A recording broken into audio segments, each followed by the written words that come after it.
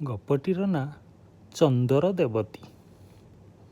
ଗତକାଲି ଥିଲା ଗମ୍ଭା ପୁନେଇ।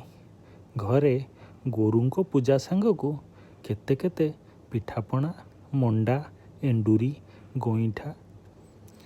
ପୁନିର ମଣ୍ଡା ପିଠା ଭାରି ପସନ୍ଦ। ପିଠା ଲୋଭରେ ସେ ଚୁଲି ପାଖରେ ବସି ଚାହିଁଥାଏ ନିଆଁକୁ। ନିଆଁର ଜିଭ ଯେମିତି ଚାଟି ପକାଉଥାଏ ହାଣ୍ଡିକୁ।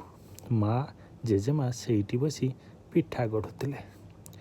ବା ଗୁହାଳରେ ଗାଈ ଗୋରୁଙ୍କ କଥା ବୁଝୁଥିଲା।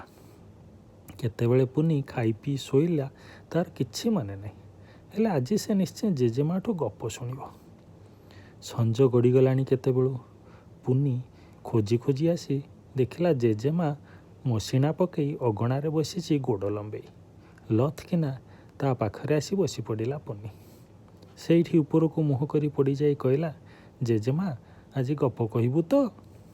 ସୁନେଇ ବୁଢ଼ୀ କହିଲା, କହିବି ଯେ କୋଉ ଗପ କହିବି କହୁନୁ? ପୁନି ଆକାଶକୁ ଚାହିଁଲା। ଗତକାଲିର ପୁନେଇ ଜହ୍ନଟା ଆଜି ଟିକିଏ ମଠେଇ ଆକାଶରେ ମୁହଁ ଦେଖେଇ ଦେଲାଣି। ଜହ୍ନ କିରଣ ପଡ଼ିଲାଣି ଚାରିଆଡ଼େ। ସେ ସେଉଠୁ କହିଲା, ହଉ ତେବେ ଜହ୍ନ କଥା କହ। ସୁନେଇ ବୁଢ଼ୀ କହିଲା, ଓ ଚନ୍ଦର ଦେବତୀ, ହଉ ତେବେ ଶୁଣ। କାହିଁ କେଉଁ ଯୁଗର କଥା। ସେତେବେଳକୁ ଆକାଶରେ ତରା ନଥିଲେ କି ଚନ୍ଦର ଦେବତୀ ନଥିଲେ। ରାତି ହେଲେ ଖାଲି ଅନ୍ଧାର ଆଉ ଅନ୍ଧାର। ଦିନରେ ସିନା ସୂର୍ଯ୍ୟ ଦେବତା ଆଲୁଅ ଦେଉଥିଲା, ହେଲେ ରାତି ବେଳ ଯାକ ଯିଏ ଯେଉଁଠି ରହିଲା ସେଇଠି। ଏଥିରେ ରାତିରେ ଖାଉଥିବା ମାଉଁସ ଖିଆ ଜନ୍ତୁ ଗୁଡ଼ାକଙ୍କର ବହୁତ ଅସୁବିଧା ହେଲା। କେତେ ଅଣ୍ଡଳା ଅଣ୍ଡୁଳି କରି ଶିକାର କରିବେ। କିଏ ପଥରରେ ବାଡ଼େଇ ହୋଇ ଛୋଟା ହେଲାଣି ତ କିଏ ଗାତରେ ଗଡ଼ି ପଡ଼ିଲାଣି।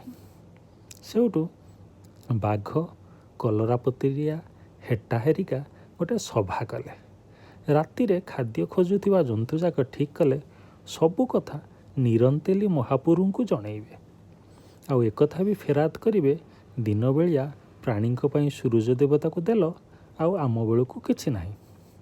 ସମସ୍ତେ ଚାଲିଲେ ନିରନ୍ତରୀ ମହାପ୍ରଭୁଙ୍କ ପାଖକୁ। ନିରନ୍ତେଲି ମହାପ୍ରଭୁ ସବୁ ଶୁଣିଲେ। ହେଲେ କ'ଣ କରିବେ?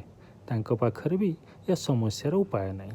ସେ ବହୁତ ଭାବିଲେ। ଶେଷକୁ କହିଲେ, ତୁମେମାନେ ସୁନାରୁ ଓ ରୂପାରୁ ଠାକୁରାଣୀଙ୍କ ପାଖକୁ ଯାଅ। ତାଙ୍କ ପାଖରେ ଏକଥାର ଫେରାଦ ଦେଲେ ସେ ବାଟ ବାହାର କରିବେ। ସେଉଠୁ ସଭିଏଁ ଚାଲିଲେ ସୁନାରୁ ରୂପାରୁଙ୍କ ପାଖକୁ। ତାଙ୍କ ଭାଇ ଧରମୁ ଠାକୁରଙ୍କର ଗୋଟିଏ ସୁନ୍ଦର ଝିଅ ଥାଏ। ସେ ଦେଖିବାକୁ ଏଡ଼େ ସୁନ୍ଦର ଯେ ଯିଏ ତାକୁ ଦେଖିଲା ଭଲ ପାଇ ବସିଲା। ଝିଅଟି ବଡ଼ ହେଉଥାଏ ଦିନକୁ ଦିନ। ଏ ଭିତରେ ମଣିଷମାନେ କଳି ଆରମ୍ଭ କରିଦେଲେ ସେ ଝିଅକୁ କିଏ ବାହା ହେବ। ତେଣୁ ସୁନାରୁ ରୂପାରୁ ବଡ଼ ଚିନ୍ତାରେ ଥିଲେ। ମାଉଁସଖିଆ ଜୀବଜନ୍ତୁଙ୍କ କଥା ବସି ଶୁଣିଲେ ସେମାନେ। ବାଘ କହିଲା, ମହାପ୍ରଭୁ ଏ ବଡ଼ ଅନ୍ୟାୟ। ମଣିଷମାନଙ୍କ ପାଇଁ ସବୁ ସୁବିଧା, ଆମ ବେଳକୁ କ'ଣ କିଛି ମିଳିବନି?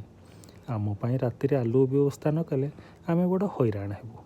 ଆମେ ବି ପ୍ରଜା, ଆମ କଥା ବି ବୁଝନ୍ତୁ। କଲରପତରିଆ କହିଲା, ହଁ ହଁ, ନହେଲେ ଆମେ ଚଳିବୁ କେମିତି? ସୁନାରୁ ରୂପାରୁ ଚାହିଁଲେ, ରୂପାରୁ ସୁନାରୁକୁ ଚାହିଁଲେ। ଏତିକି ବେଳେ ଝିଅଟି ଆସି ସେଠି ପହଞ୍ଚିଗଲା। ବାଘ, କଲରାପତରିଆ, ହେଟା ଚାହିଁଲେ ତାରି ଆଡ଼କୁ। କାହା ଆଖିରେ ପଲକ ପଡ଼ୁନଥାଏ। ହଠାତ୍ ରୂପାରୁ କହିଲେ, ଠିକ୍ ଅଛି, ତୁମେ ଯାଅ, କାଲିଠୁ ରାତିରେ ଆଲୁଅ ଦିଶିବ। ସବୁ ଜନ୍ତୁଜୁନ୍ତା ପଳେଇ ଯିବାରୁ ରୂପାରୁ ଝିଅକୁ ଡାକି କହିଲେ, ମା ଦେଖ, ତୋତେ ସବୁ ମଣିଷ ବାହା ହେବାକୁ ମନ କରୁଛନ୍ତି। ତୋ ପାଇଁ ଆଗରୁ ଆହୁରି ଗଣ୍ଡଗୋଳ ହେବ, ମରାମରି ହେବ। ତୁ ଏଣିକି ଆକାଶକୁ ପଳେଇ ଯା, ସେଇଠି ରହିବୁ। ତୋ ପାଖରେ ଯେଉଁ ଦର୍ପଣଟି ଅଛି ସେଇଟିକୁ ତଳକୁ ଦେଖାଉଥିବୁ। ଦେଖିବୁ ଲୋକେ ତୋତେ ପୂଜା କରିବେ, ଆଉ ଏ ଜନ୍ତୁଜୁନ୍ତା ବି ଭଲ ପାଇବେ। ସେଉଠୁ ସେଇଆ ହେଲା। ଝିଅଟି ସେଇଦିନ ଆକାଶରେ ରହିଲା। ତାର ଦର୍ପଣଟି ସେ ନିତି ଦେଖାଉଥାଏ ଆକାଶରୁ। କେତେବେଳେ ଘଡ଼ିଏ, 2 ଘଡ଼ି, ତ କେତେବେଳେ ସାରା ରାତି, ପୁଣି କେତେବେଳେ ମୋଟେ ନୁହେଁ।